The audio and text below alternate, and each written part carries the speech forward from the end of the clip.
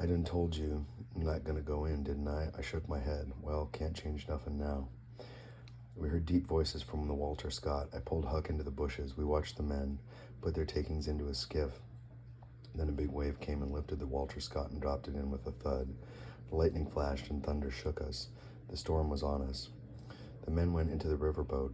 I knew we had to get out of there. Our boat was gone. When I looked at Huck, I saw he had some notion.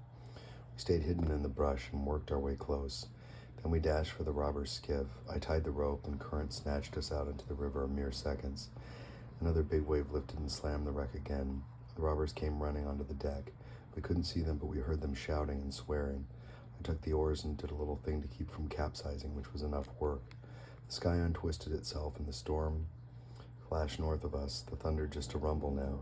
I managed the boat to a bank, but not because it was breaking, but because I was exhausted. We pulled up into the trees and lay on our backs. We were plenty wet, but no rain fell. Once it was light, we went there with the robber's booty, as Huck called it. The boy was highly excited by the adventure of it all. I admired that, was envious of it, to tell the truth, to be able to feel the world without fear of being hanged to death or worse. It turned out that the robbers didn't care much for eating, as there was no food in the cache. There was jewelry, clothing, and cigars, and books. I had to hide my excitement about the discovery of books.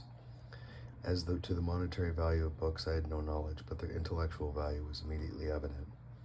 Among them were copies of Voltaire's treatise on tolerance and All for the Best, and Rousseau's Discourse on Inequality.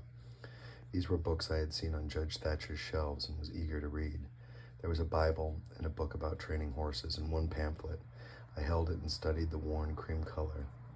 The narrative of life and adventure of Venture, a native of Africa, but resident above 60 years in the United States of America. The slim volume felt soft as I handled it in my sweaty hands.